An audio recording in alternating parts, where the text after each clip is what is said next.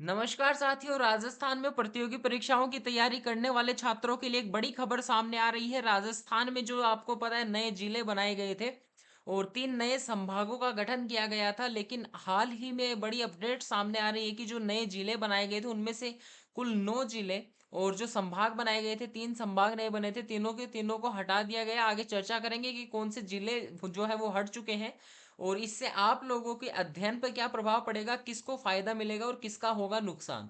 देखिएगा, हम लोग सबसे पहले देखते हैं कि किन किन जिलों को हटाया गया है। तो देखिए, पहले राजस्थान का जो नक्शा था वो ये था, मतलब जो नए जिले बन चुके थे 50 से अधिक, उनके बाद में जो नया मतलब मैप बना था वो ये मैप बना था।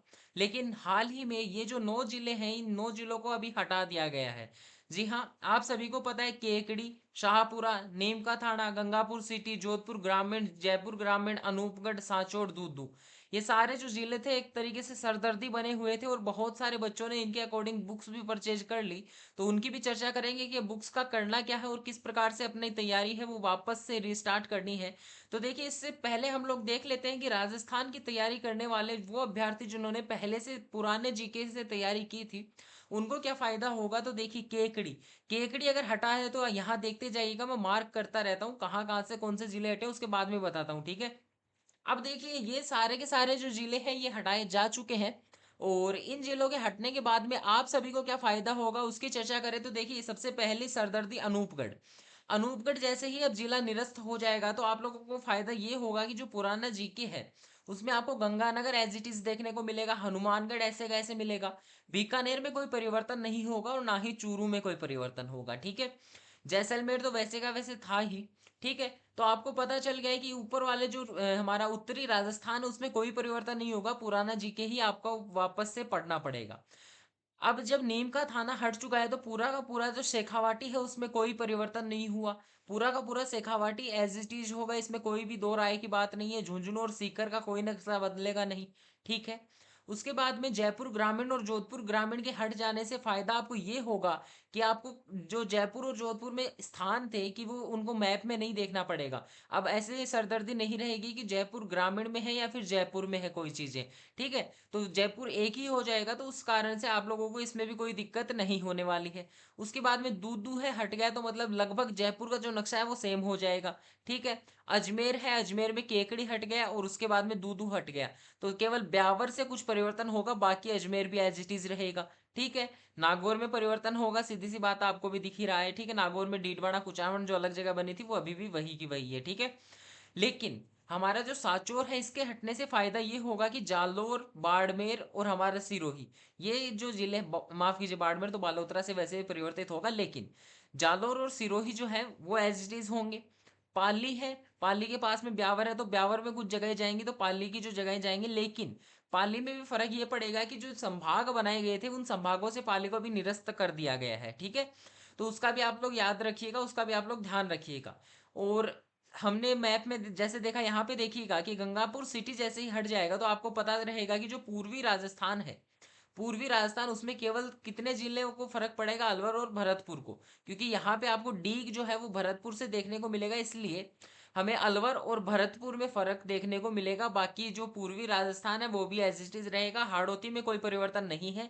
तो इस प्रकार से आप लोग डिफ्रेंशिएट कर पाएंगे कि कहाँ कुछ परिवर्तन हुआ और कहाँ नहीं हुआ। जैसे आपको पता है कि जो दक्षिणी राजस्थान है उसमें केवल एक सलूम्बर जिला बना है, तो सलूम्बर की अगर आप लोग चीजें याद कर लेंगे उसके बाद में आप लोगों को, देखिएगा जरा मेरी बात पे गौर करिएगा, मैं वापस से आपको यहाँ पे दर्शाता हूँ, ठीक है। देखिए, अगर ये वापस से हटा या मैं बोलूँ कि सांचौर हट गया, जैसे हटा क्या, हट ही गया, तो आपको इतना राजस्थान है, जो इतना जो राजस्थान है वो सेम टू सेम देखने को मिलेगा, केवल सलूम्बर को छोड़ के। तो आपको केवल सलूम्बर ही पढ़ना पड़ेगा कि जो नई चीजें सलूम्बर में आई हैं वो चीजें बस। बाकी आपका जो दक्षिणी राजस्थान है या लगभग आधे जिले में बोलूँ तो वो आपको एज इट इज सामने के सामने आपको दिख रहे हैं। उसके बाद में उत्तरी राजस्थान के 4 जिले एज इट इज रहेंगे, उनमें कोई फर्क नहीं है। जो हमारा जैसलमेर है वो उसमें कोई भी अंतर नहीं आने वाला, शेखावाटी में कोई अंतर नहीं आने वाला। तो आपको लगभग कोई 5 से 6 ऐसे डिस्ट्रिक्ट होंगे जिनमें आपको कुछ पढ़ना पड़ेगा, बाकी सेम ही रहने वाली है ज्योग्राफी। अब मेन बात सामने आती है कि कौन सी बुक्स खरीदें। बहुत सारे बच्चे ऐसे थे जिन्होंने जैसे ही जो राजस्थान में जिले बदले उन्होंने बुक्स खरीद ली। देखिए, बुक्स जो राजस्थान में पहले 50 जिले बने थे, ठीक है, तो उनकी बुक्स मार्केट में बहुत सारी छप गई थी, बच्चों ने वहीं से खरीद ली थी। लेकिन बाद में 3 जिले और बनाए गए थे, तो बहुत सारों का सवाल था कि अब क्या करें, तो मैं अभी भी वही जवाब दूंगा जो मैंने उस टाइम पे कहा था कि जब नए जिले बने तो अपने पुराने बुक्स में ही आप लोग उन्हें अपडेट कर लीजिएगा, नई बुक खरीदने की आवश्यकता नहीं होती है। अगर आपके पास में 33 जिलों वाली भी कोई बुक है ना पुरानी, तो आप उसमें भी अपडेट कर सकते हैं चीज़ों को, आपको नई बुक खरीदने की आवश्यकता नहीं पड़ेगी, ठीक है। लेकिन अगर आप लोगों ने 50 जिलों वाली बुक खरीद ली है, तो आप लोग क्या करेंगे, उनमें आप लोग जो स्थान है उनकी जगहें हैं जहाँ पे वो स्थान दे रखे हैं कि किस जिले में स्थित है, बस उनको आप लोग परिवर्तित करेंगे, बाकी सारा का सारा है वो सेम रहने वाला है, ठीक है। संभागों की चर्चा करूं तो जो 3 नए संभाग बनाए गए थे उन तीनों को हटा दिया गया है। तो संभागों में कोई भी परिवर्तन आपको देखने को नहीं मिलेगा। राजस्थान में पहले भी 7 ही संभाग थे, अभी भी 7 ही संभाग होने वाले हैं, ठीक है। अब देखिएगा कहाँ से पढ़े, तो आप लोग मतलब पहले से जिन टीचर से पढ़ते हैं उनसे आप लोग पढ़ ही रहे होंगे, तो मैं ऐसा नहीं कहूंगा कि मेरे चैनल से ही करिए, बट आप लोगों को इस चैनल पे पूरा का पूरा सुव्यवस्थित तौर पे पूरा राजस्थान जी के एक एक क्लास में पूरा का पूरा अंतर समझा के पढ़ाया जाता है, ठीक है। अभी हम लोग नदी पढ़ रहे हैं अपवाद तंत्र में, और नदी हम लोगों ने आधी कंप्लीट कर ली है, आप लोग वीडियो चेकआउट कर सकते हैं। राजस्थान जी के लगभग हमने हाफ पढ़ लिया है, वापस से पढ़ना पड़ेगा, बट पूरा नहीं पढ़ेंगे, हम लोग एक मैराथन क्लास लेंगे। जैसे हर टॉपिक की एक एक क्लास लेंगे, अभी तो हम लोग क्या कर रहे हैं, पार्ट्स में पढ़ रहे हैं। जैसे नदी के हमने 5-6 पार्ट पढ़े, ठीक है, तो इस प्रकार से। लेकिन जब जिले परिवर्तित करेंगे तो हम एक क्विक रिवीजन की क्लास लेंगे, और उसमें हम लोग जिलों जो भी बने हैं उनमें जो परिवर्तन आए हैं वो हम लोग उन्हीं क्लास में कर लेंगे।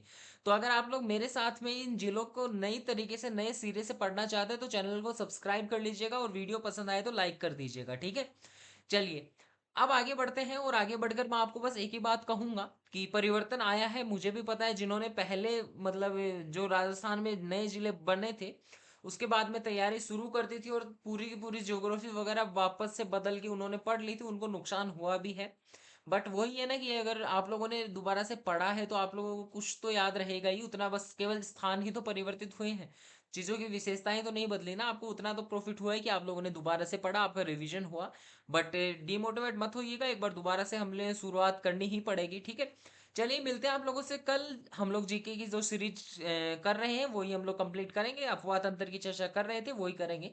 तो चैनल को सब्सक्राइब कर दीजिएगा, मिलते हैं आप लोगों से कल, तब तक के लिए धन्यवाद।